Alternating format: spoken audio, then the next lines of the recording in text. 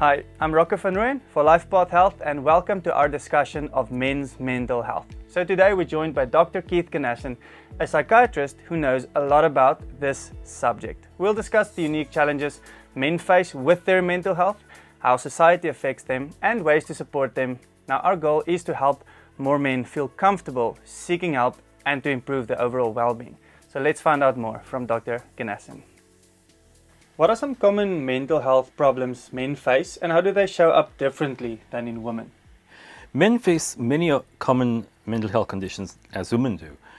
It's just that often they present later. And I will start with the most common is depression. Why depression? Because depression is the most common cause of suicide. And suicide is a preventable death.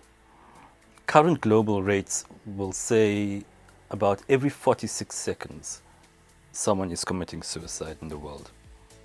That's staggering, right? And that's preventable. We don't know how much of it is men, but it's preventable. So we should be talking more about it. Then we have stress and anxiety related conditions, which we know stress worsens medical illnesses such as diabetes, hypertension, cholesterol, kidney illnesses. That leads to heart attacks, strokes, kidney conditions. And interestingly, here's this. Globally, women tend to live longer than men. And I think it's related. Men seek health assistance later than women. There's probably other conditions too. And to further answer your question, then the substance use disorders. Men, alcohol, tobacco happens. From that, alcohol will happen trauma, drinking and driving, fights, aggression.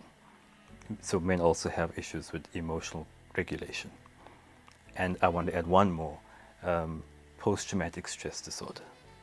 So how do society and traditional ideas about being a man affect men's willingness to get help for mental health issues? Wonderful question, a very topical area. So there's a certain concept called toxic masculinity. Now this means when society expects a man to man up, expect that men don't cry, you don't show weakness, and you don't talk about your feelings. And that may have been relevant back in the 1800s, I don't know, but it's not relevant now. And why I harp on this with men, why I harp on this about talking about your feelings and letting it out, it's because we have to think about what are we modeling for our sons. We have to try to break the cycle.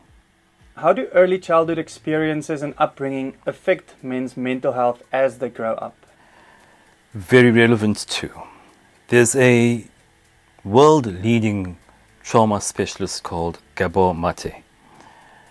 And I learned a lot from him, so I'll speak about what he says. For example, 100 men go to war, 20 will come back with post-traumatic stress disorder, the full-blown disorder.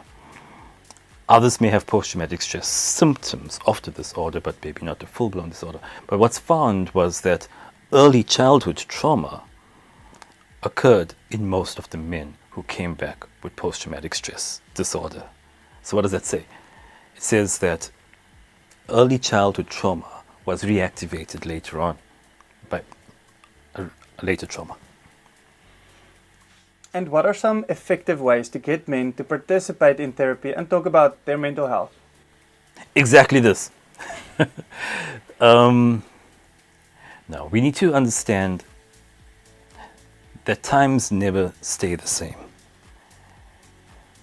Especially, we were lucky enough to have a pandemic in our lifetime. Lucky, inverted commas, because it forced us to look at mental health and the way we live as a global village differently. It forces us to have a conversation. that's how anything starts. It starts with the conversation. It starts with people coming together because we know there's a problem. We can put our heads in the sand, we can look away. The problem doesn't go away. It just gets passed on to our children and their children. And I think that's where, as men, we might want to talk about our responsibility in society. We need to think about the next generation. How do work stress, relationship problems, and physical health impact men's mental health, and what can be done to help these issues? Yes, I think it still comes down to expectations. Let's go with work stress, for example. Without getting into the whys, men hold high positions in the workplace currently, and there's certain expectations placed on them. Now, there's a concept called high-functioning depression. There's also a concept called high-functioning anxiety. But for example, the high-functioning depression, a person on the outside is a great CEO, is taking the company where he needs to. And I deal with a lot of people like this, a lot of high net worth individuals who on the outside look wonderfully successful. They meet all the measures of societal success, but they themselves are not fulfilled. They are sad, they are stressed, and all the money in the world won't bring them happiness.